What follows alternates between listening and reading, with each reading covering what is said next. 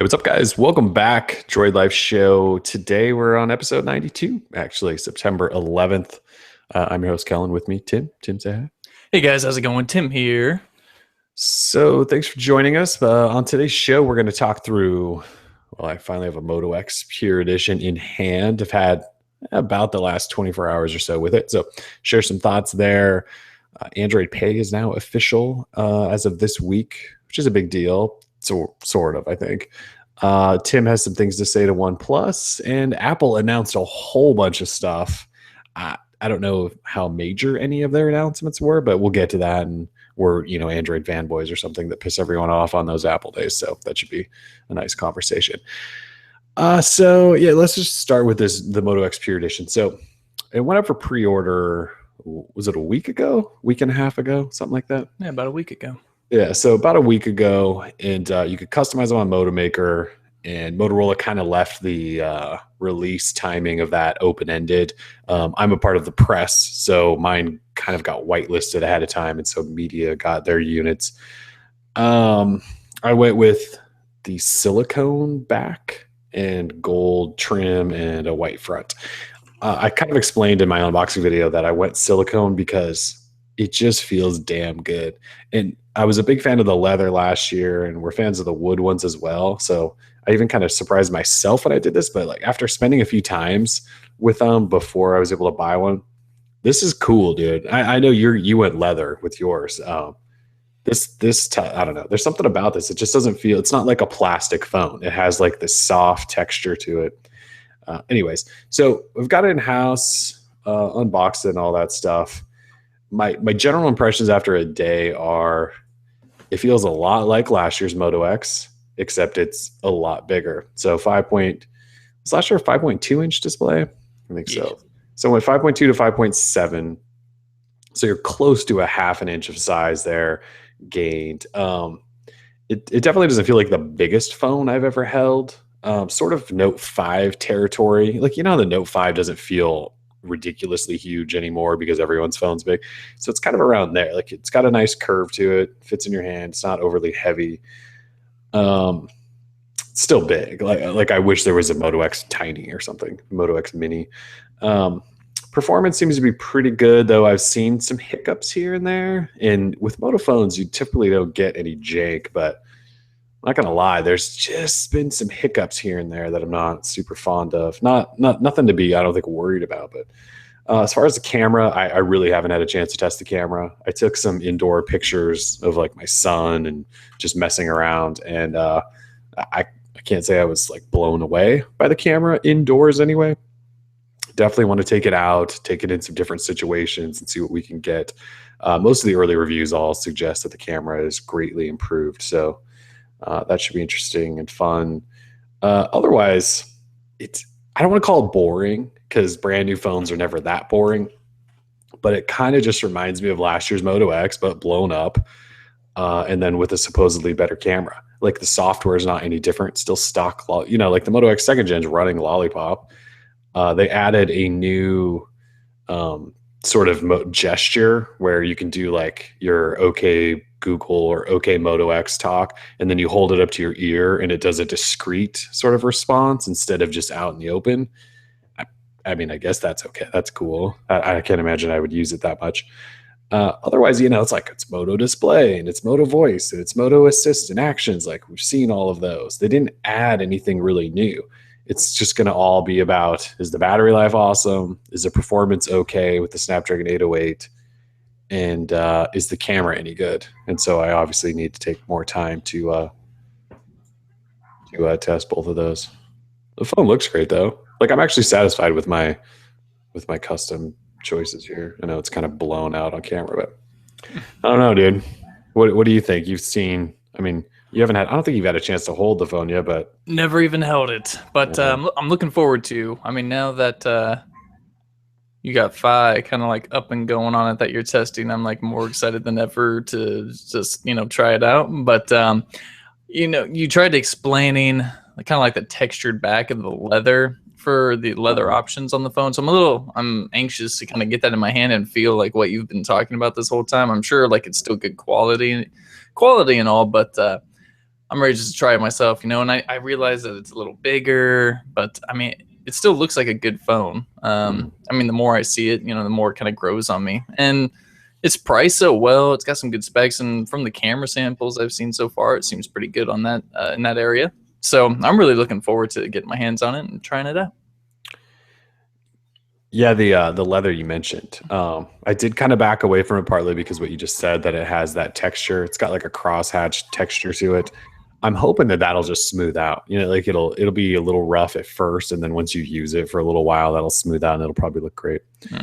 And you mentioned Fi as well. So we actually just posted this up, but I happen to have just an unactivated Project Fi sim, and so tossed it in the phone just to see what would happen, and it walked me through the whole activation process. Activated it as if I had an Nexus 6 basically, and fired it up, gave me a phone number, like it did everything. And this was not an already activated sim. This was a brand new sim. I threw it in the phone and it walked me through the whole process.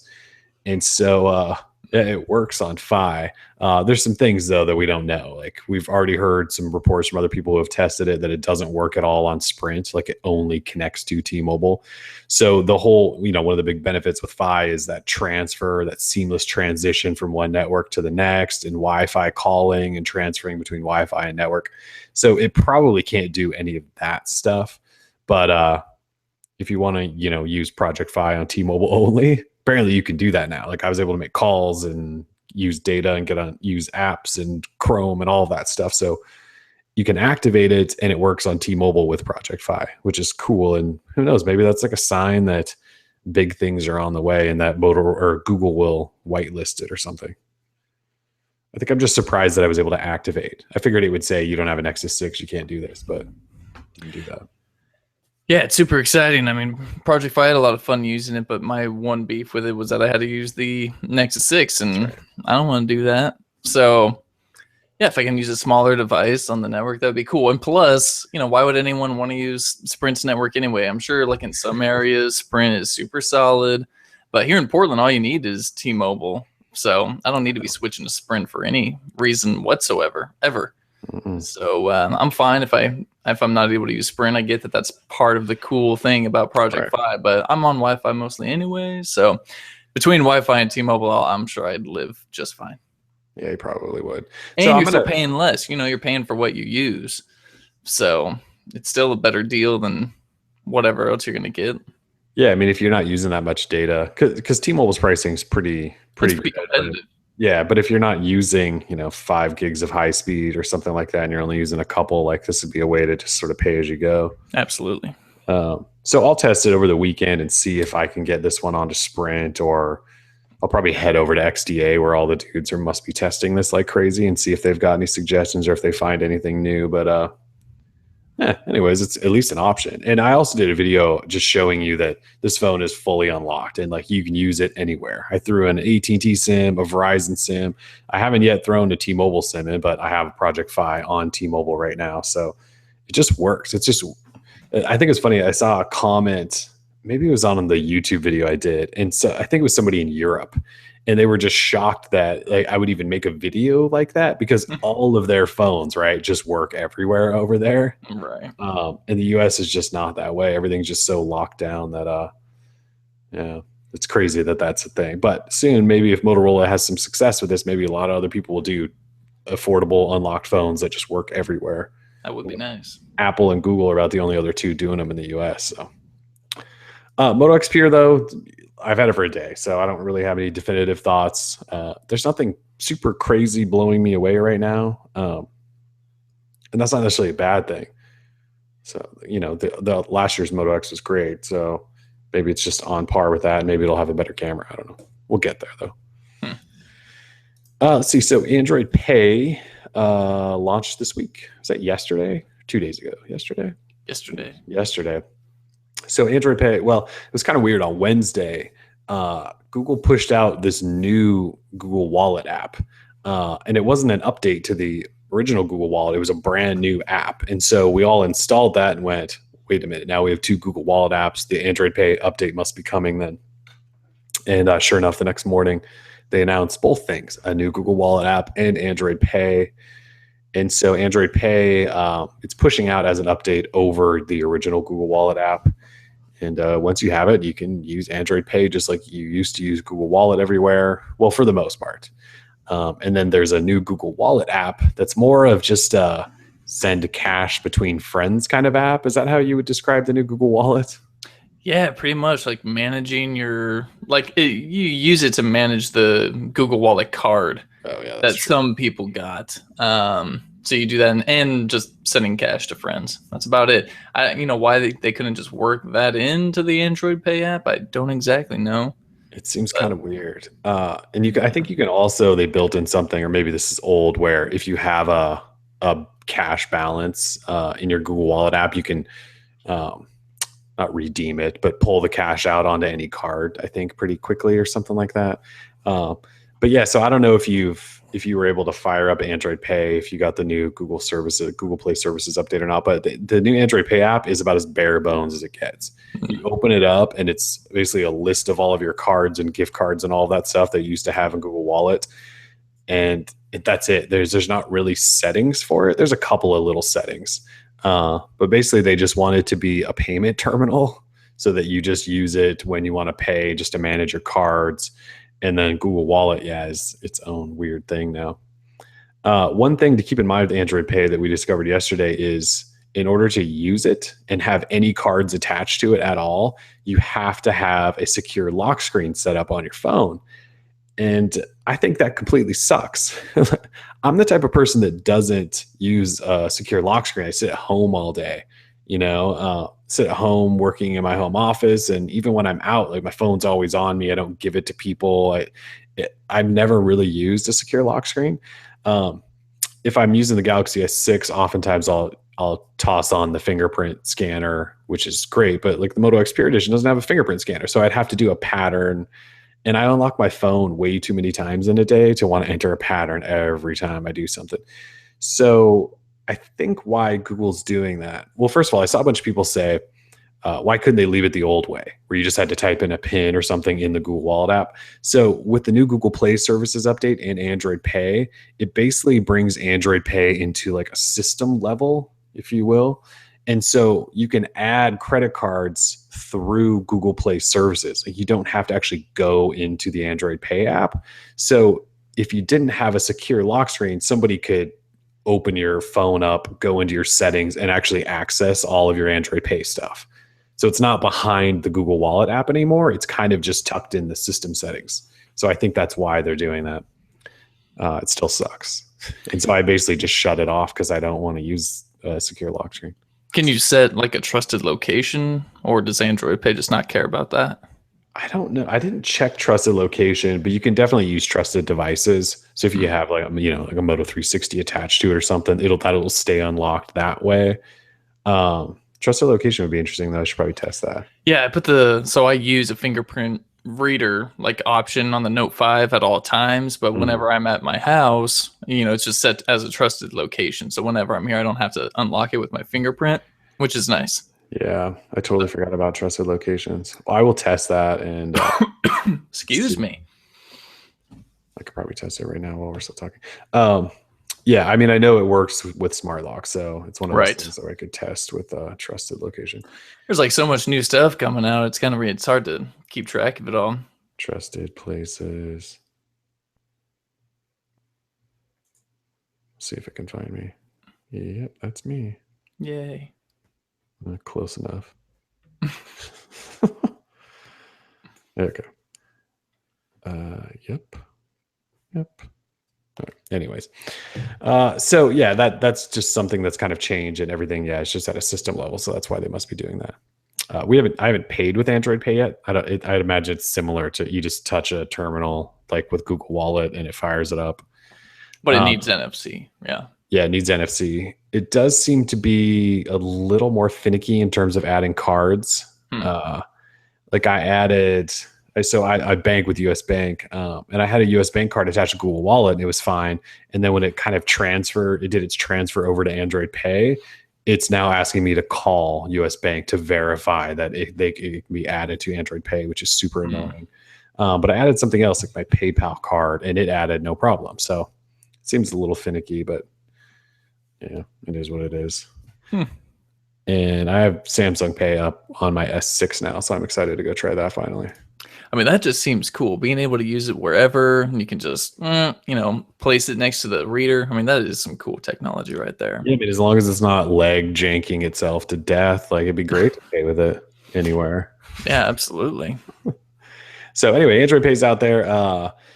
You can install it. Like we have the APK posted and things like that. The problem is it may not work unless you get the new Google Play Services update. So you may have to be waiting for that to arrive. So Yeah. let's see. So OnePlus, you went on a little rant this week. Do you want to talk about what's going on with you and OnePlus? Well, nothing's going on with me in OnePlus. That's the damn problem. Can't get the phone.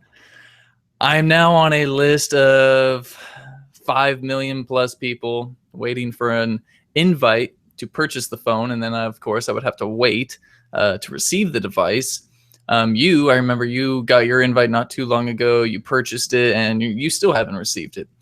So it's been processing for about 5 days. Yeah. So, I mean, the whole process and I mean, just the idea in general of having to be put on an invite list to purchase a smartphone is just completely ridiculous. And I don't know, yesterday I was just so over it. We got another apology and finally they said we screwed up the launch of the OnePlus 2. No big deal. They screwed up the launch of the OnePlus 1, but finally, once the phone came out, it was great. And it was in our top 5 phones of 2014. And apparently they got cocky, arrogant, maybe, because they put out a phone people love so much.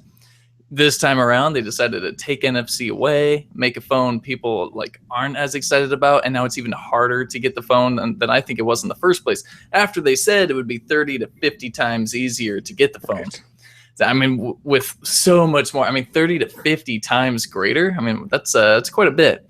And you just can't get one. So, oddly enough, there are plenty of people who are like, oh, I've got mine, or I've gotten my invite, but I never bought it. And it's like, yeah, so maybe half of the 5 million people don't actually want the phone, so that number might be a little bloated. But for anyone who does want one, it seems like they're still waiting to get it. And OnePlus just keeps apologizing to their own staff, apologizing to their fans. Like, who cares? Like, I don't want an apology. I want a phone.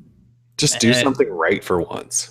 Yeah, exactly. The fact that we're even say we're media, and let's say in some universe we are special people who should be able to get a phone so we can review it, which in turn would want or help decide if people should buy this device. You would think they would be almost like a top priority to get a phone too. But no, we're just left waiting. We've asked and just waiting, and no one can get the phone, so we can't review it. And by now, everyone's like, oh, screw OnePlus, man. They're totally over it. And with all the cool stuff coming out with mobile payments and the lack of NFC, it's kind of a deal breaker for some people. So I don't know what the big deal is. I don't know what the problem is. I don't know why they struggle so much. And one guy yesterday told me to get over myself and that I should never bring up the sexist contest that they held last year.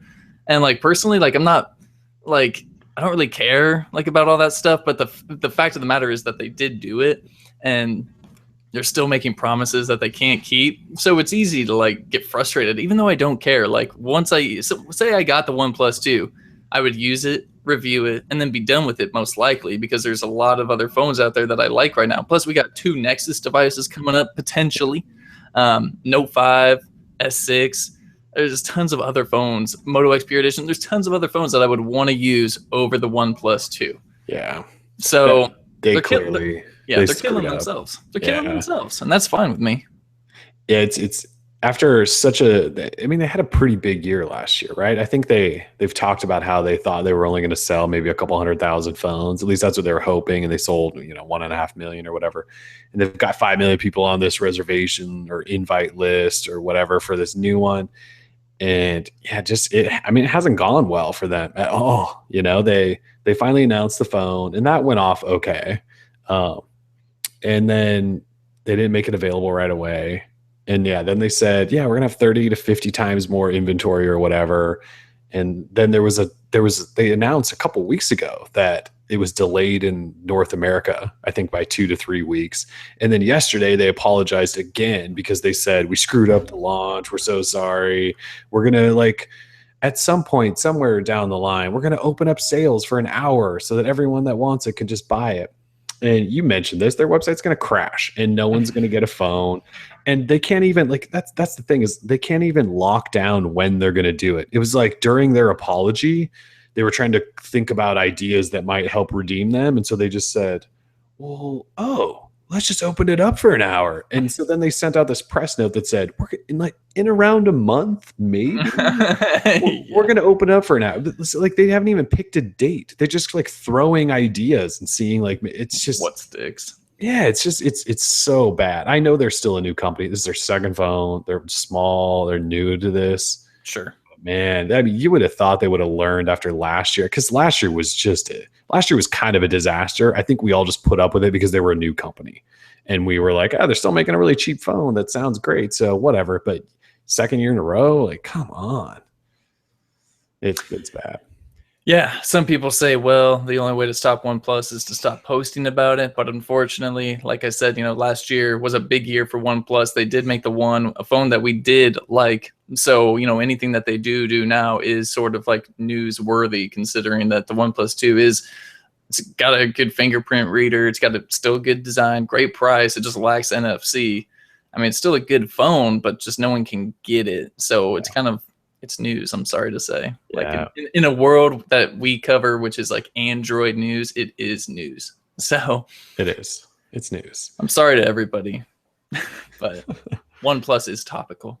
So yeah, they are. So we'll have a phone at some point. We were supposed to have one like a month ago, but now we'll have one at some point. Yeah. And unfortunately, it's going to get pushed to the back of the pack because, like you said, we have Moto X Pure Edition now. We probably have 2 Nexus phones in the next couple of weeks. It's OnePlus is going to get shoved back, and that's another way they screwed up. Like they announced this phone, and then Motorola is now out, Samsung's now out, Nexus is coming, iPhones are out. Like, not good for OnePlus. Yeah. Anyways, we'll get there when the phone decides to show up. So, let's see. So, I mean, it's a short week. That's kind of it for Android stuff. Should we already move into Apple? I feel like we haven't talked about anything Android related. Apple was such a big day for us too. Not only the Apple folk, but for us here too. So yeah, we can talk about it. Record number of unfollows and stuff like that. Yeah. Record number of like really butthurt people over nothing. calling us immature. So immature and salty. So salty. Amateur. It is amazing how amateur and salty we are. I've never seen anything like it. It was really funny. It was really funny. I mean, like usually, you tell when someone's like trolling, right? And they're just saying stupid things just to get a rise out of you. Right. But people, even when they do realize that they're being trolled, they can't stop themselves from engaging. And that's, I think, what made it so funny. But yeah. So what Tim's referring to is every time Apple has an event, we do a live chat or live blog, whatever you want to call it. And we just poke fun at everything Apple does because Apple does things that are easy to poke fun at. None of it is serious. We don't take ourselves seriously half the damn time, but it's hilarious because number one, it's fun to make fun of Apple because they just think they are the gift to the world, right? And they invent things, and we all know that whole thing. Anyways, we like poking fun at it. But the other side of it is that when we do it completely with like tongue buried in cheek because we think it's hilarious and we're kind of trolling, people get so mad. Like if you ever wondered if it was true that there are Apple fanboys that will do and say anything in support of Apple no matter what, like these are the days that prove it time and time again. It's almost like how people get with sports, right? They have their favorite sports team. And if you say one thing about their sports team, like they will threaten your life and like want to murder you, even if it's a joke. It's like that with Apple. Like you just poke fun at like a little thing here and there and people just go nuts. It's hilarious. I find it hilarious. I know not everyone does, but I think it's hilarious. I think it's pretty funny. I mean, what are you going to do, right? I mean, people get upset. I mean, it kind of sucks, because we're not here like poking fun at the owners of the devices. We're just poking fun at the idea that Apple is like super pretentious about everything they do. Yes. And it's like no big deal. It doesn't affect us. Kellen has an iPhone. We both run Macs at home. Like, it's not that we don't like Apple. We just enjoy making fun of Apple. Yes. And we do the same about freaking Android OEMs, Like, I talk smack on OnePlus or HTC. I mean, it doesn't LG. How many times have I made fun of LG for just copying everything that Samsung does? Like, exactly. we do Everyone this to is everyone. yeah, everyone is fair game. We don't. It's like, so they hold two major events a year. It's like the 2 days out of the year where we can really just say whatever we want and have fun with it. And we don't have to like be strict NBC, CNBC reporters or anything like that. And yeah, it's just fun. So it's all in good fun. I like seeing people get upset because it shows how passionate they are about technology, and I think that's great. Passion is everything to me. So yeah, good for them. Yeah, good for them. Good for being passionate. All right. So anyways, they had this event. Apple did. Big event. They announced some new stuff for the watch. I think just a new rose gold color of the Sport Edition, and then some new bands, like an Hermes band, which I think is $1,000 or something. And it looks terrible. I'm sorry. Actually, there's a whole line of Hermes bands. And I mean, they're just a piece of leather with contrast stitching. I don't understand why people are so excited. I guess it's a brand thing, whatever. It is. So they announced that for the watch. That's kind of it there. Then they announced a giant iPad called the iPad Pro, and the Apple Pencil along with it, which is a stylus. And it only works on the Pro as far as I know. And then they announced a new Apple TV, which is to replace the old little Apple TV, not an actual TV, people, just a little box that plugs into your TV. And then, of course, the iPhone 6s and 6s Plus. Where do you want to start first? We should like end with the iPhone 6s. Yeah, sure. We could get the iPad Pro out of the way, and the pencil. The giant iPad and the giant pencil. All right, so iPad Pro. Where's the damn specs for this stupid thing? It's 12.9 inches or something, right? Yeah, 12.9 inches. So 12.9 inch display. They upped the resolution though. It's 2732 by 2048. So it's still kind of that squarish 4:3 ratio. I mean, it just looks like a giant iPad. So it'll look familiar, but it has like 4 speakers. It doesn't have the super 3D touch that the iPhones have, right? No Force Touch. Yeah, pretty sure. No Force Touch. It comes in silver, gold, space gray. The 32 gig model starts at $799, so $800 for this thing. Why that's Wi-Fi only. If you want the 128 gig LTE model, it's $1,000 or $1,079. That's crazy. That's worth every penny. That's so expensive.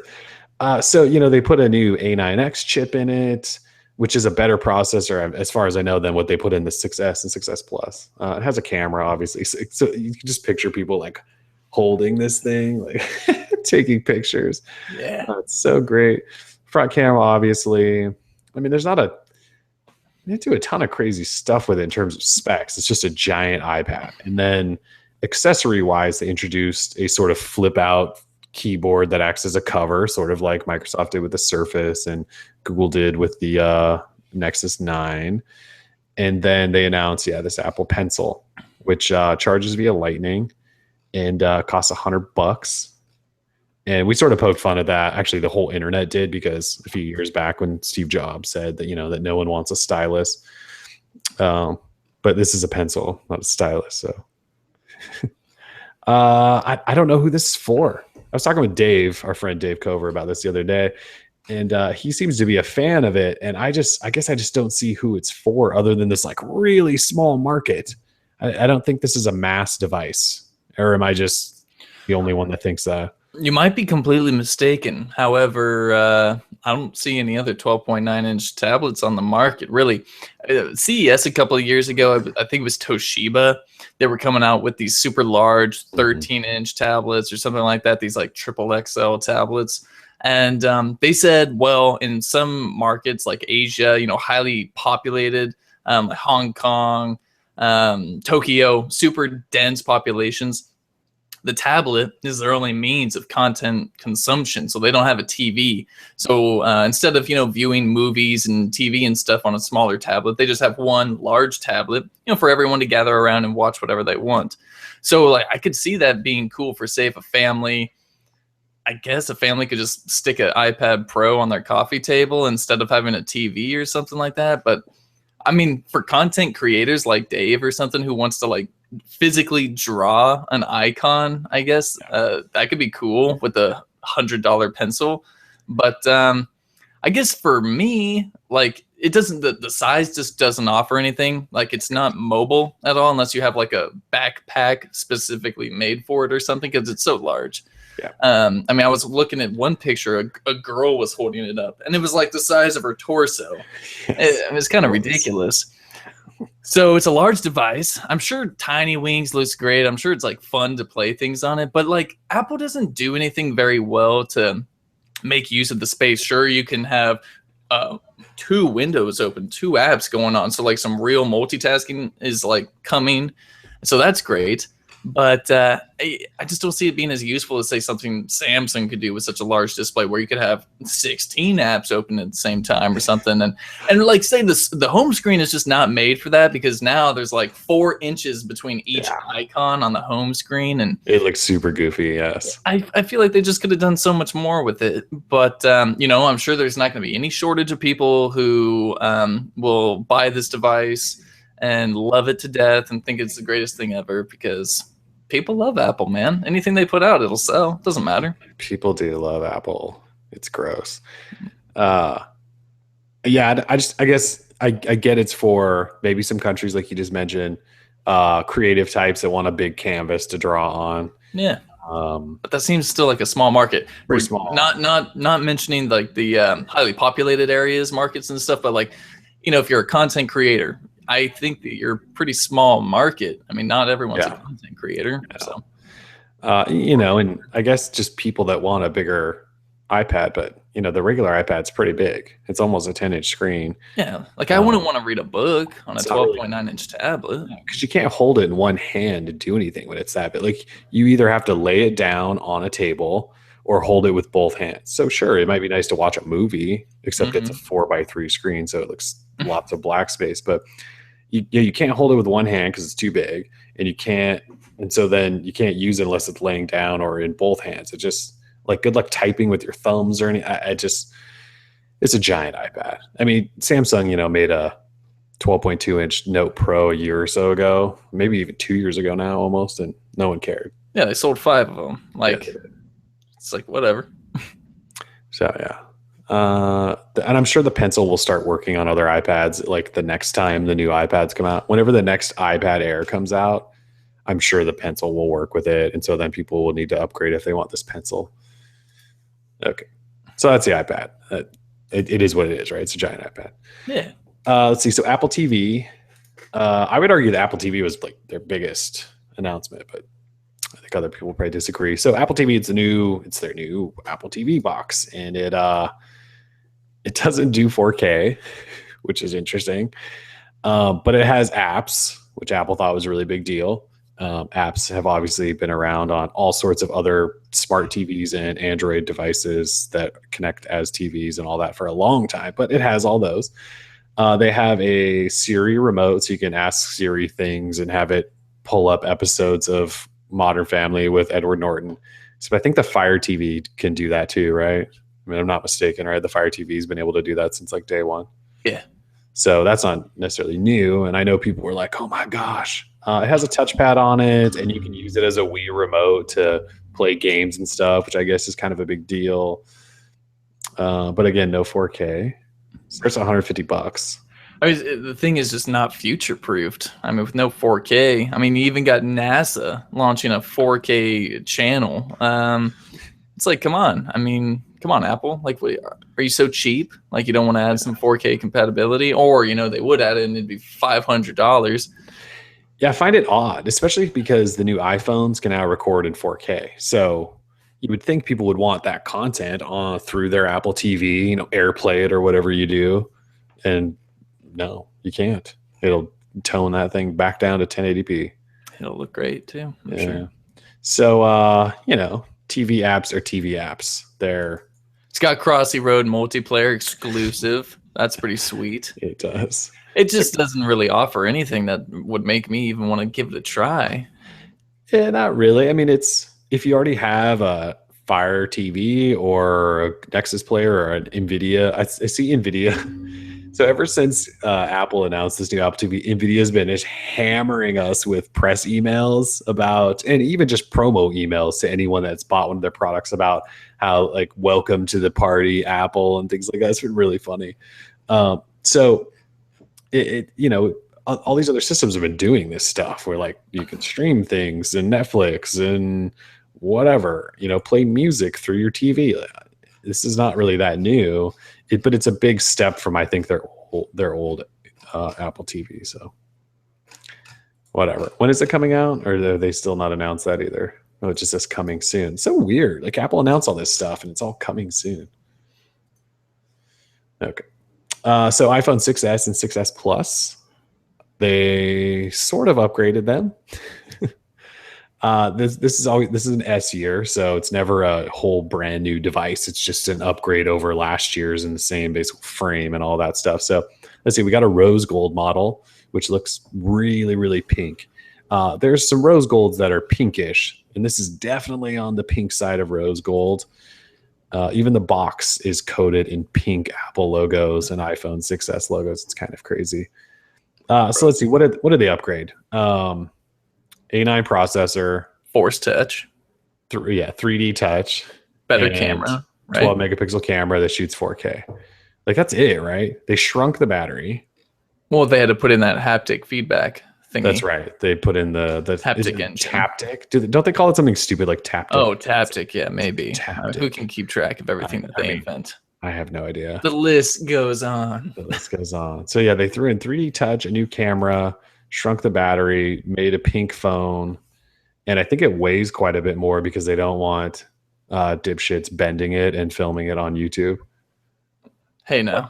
But the like resolution's the same, display wise on each phone. Retina HD or whatever they call that. Yeah, so one's 1080p on the Plus, and the other one's just barely over 720. The camera, I'm sure, is going to be awesome. I mean, cameras are always good. I mean, that was like one thing that everyone can agree on. Like iPhone cameras are always pretty solid. However, I do believe that on the new lineup of Samsung devices, Samsung definitely beats the iPhone out in terms of pictures. I would say so too. Yeah. I mean, we'll see now with this new 12 megapixel sensor, but sure. Yeah, I mean, the Galaxy S6 and Note 5 take amazing pictures, and they're insanely fast. Yep. They are a pleasure.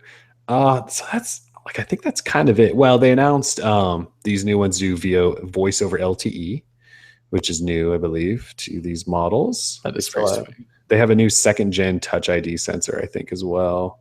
So hopefully they're faster or something like that. iOS 9, obviously. They still come with the earpods. Those redesigned earpods too, which are pretty good. Yeah, that's what I use to run with, actually. I can't do any other. It's so weird. They're like my favorite headphones. I know, I'm a weirdo. I think that's it. So then the other thing they announced with them is that they're doing this skipping the carrier sort of pricing model thing where you can basically finance one and pay starting price of $32 a month. And that includes Apple Care. And you pay that monthly, and then every year you can upgrade to a new iPhone. You just trade yours in, and then you start another one when the next iPhone comes out. So it starts at $32 for the 16 gig model, which we didn't mention yet. So Apple is still doing 16 gig phones, which I know Motorola is too, but Motorola is giving you an SD card slot, so it's not as big there. Apple's still going 16 gig base models, which is crazy because now these things shoot 4K. And they also do those live image things they showed where you take a picture and it's basically like HTC Zoe where it shoots a little mini video too.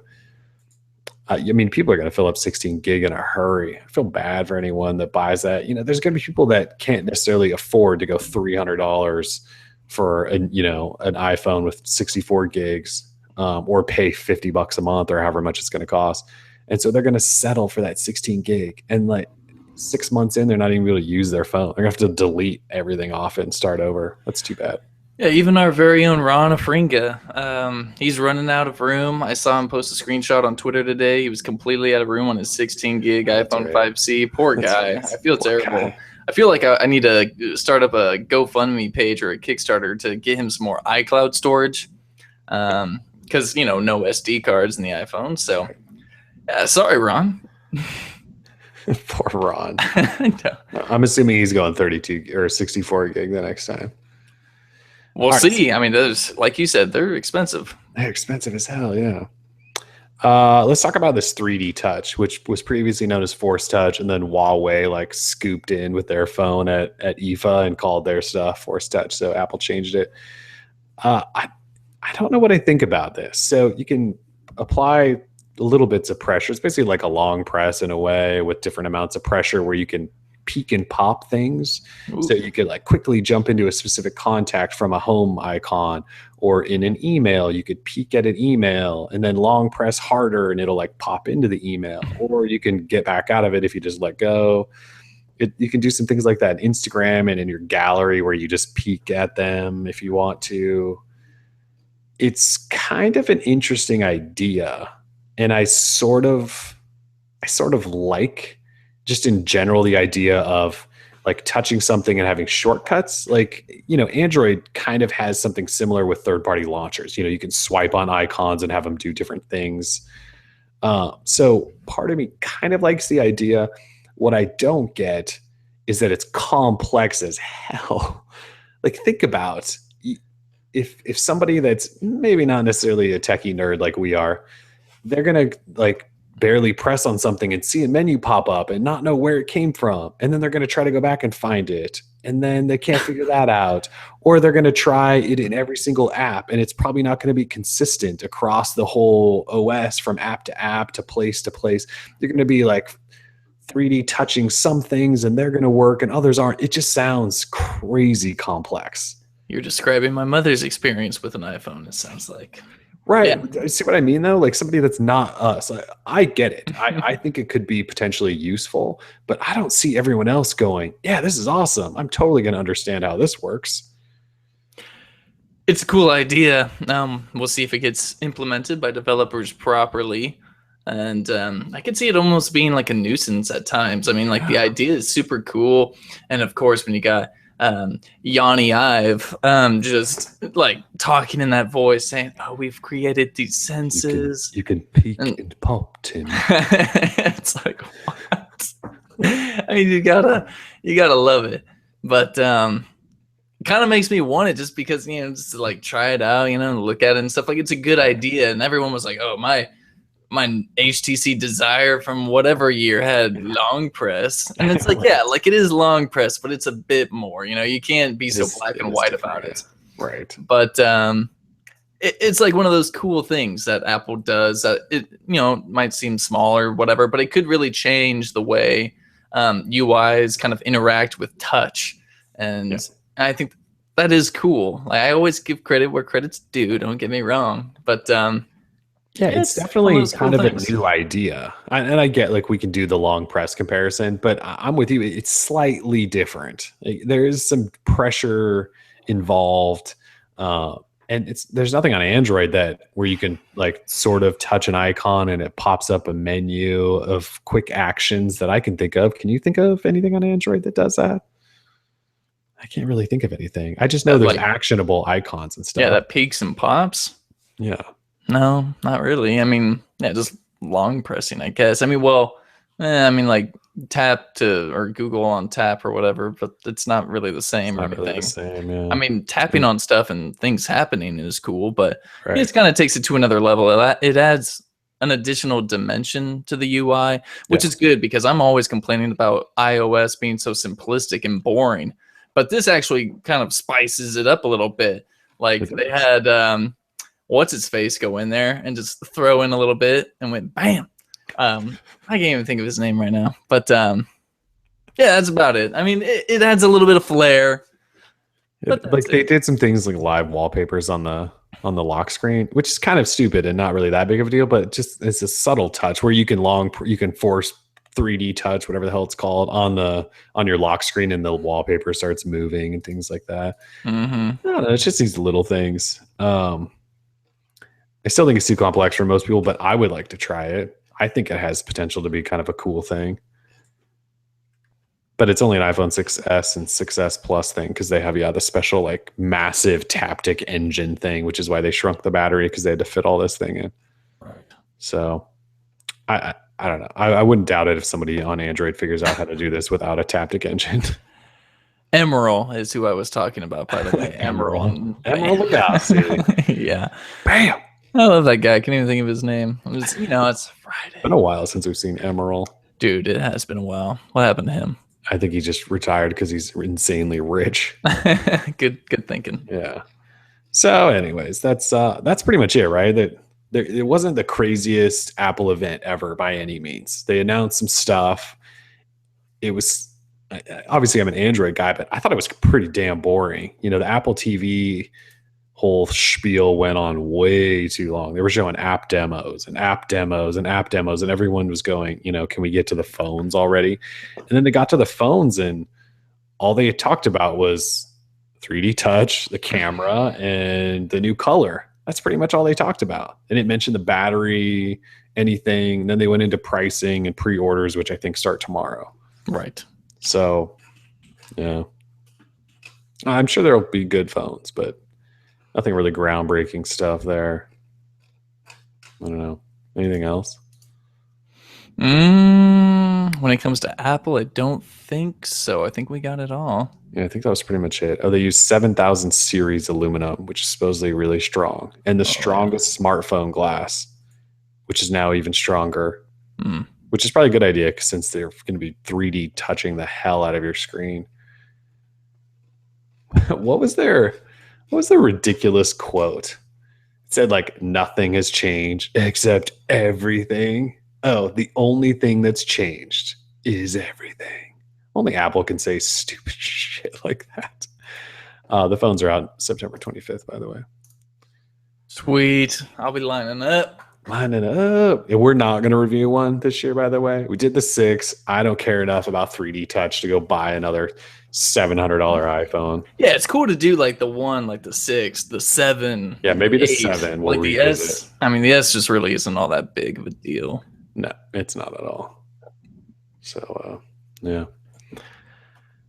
It's only 1:50. We've only been talking for like 15 minutes. It was such a short week. There's just not a lot going on. Yeah, Google took it easy because they knew Apple was this week. It was Apple's week. It was their time to shine. And it was our time to shine on Twitter, and we took full advantage. We took full advantage. It was it was glorious. Oh, the NFL Eliminator. Sorry, I don't think I can call it the NFL Eliminator. I wouldn't. The DL Football Eliminator challenge that we do every year, where somebody gets a phone for free at the end if they are the champion. It's open. And there was a game last night to kick off the season, but you can still make a pick because there's a whole bunch of games Sunday. So if you want to do that, get into it. the DL Football Eliminator. It's open. I think we have, actually, the last I looked, we had close to 2,000 people in it. So it's getting big, but it's always fun. And assuming you don't lose in the second week like I tend to, it's kind of fun to see if you can last throughout a whole year. Well, I've got the Niners beating the Vikings week 1. So, I mean, they did beat them last week in the preseason. So I just feel like maybe they'll be able to bring it.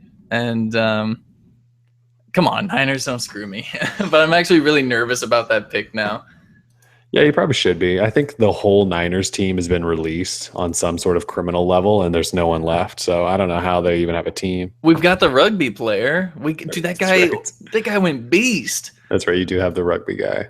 Kick returner, running back. He could probably play all positions. So He probably can. yeah, good for him. I mean, talk about the story of the preseason. That guy is so cool. That is actually like the story that I followed as well. Yeah. Pretty good deal there. But yeah, the Niners. I took Carolina, so we'll see if Carolina actually will be decent at the beginning of a year, or I may be out. Carolina, who they playing? The Jags? It might be. It might be. I mean, any team that's playing the Jags, you've got a pretty good odds going with you. So Always. yeah. Yep, they are playing the Jags. I think last year, most people just whoever Jacksonville was playing, they just took that team. Didn't matter who it was. Even if it was the Browns, they were like, yeah, they'll still beat the Jacksonville Jaguars.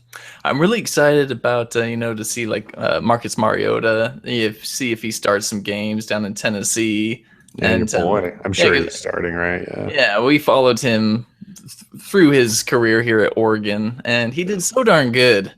And boy, if he would have won that championship, he might have gone number one. They are playing Tampa Bay, which is where Jameis Winston went ahead of him. Ooh, Yep. okay, this is going to be cool. Quite the showdown there. Yeah. Good times. All right. Well, I got nothing else. Let's see. Next week we'll probably, hopefully, get a Moto X review ready because I know people are waiting for that. We should have Moto 360 soon. I'm thinking the new one, the second gen. I think we're going to take out Samsung Pay this weekend and maybe test those waters to let you know if it is the next great thing, which I kind of feel like it is. I don't know. We watched that video some guy posted of Android Pay versus Samsung Pay today, and Samsung Pay it looks kind of sweet.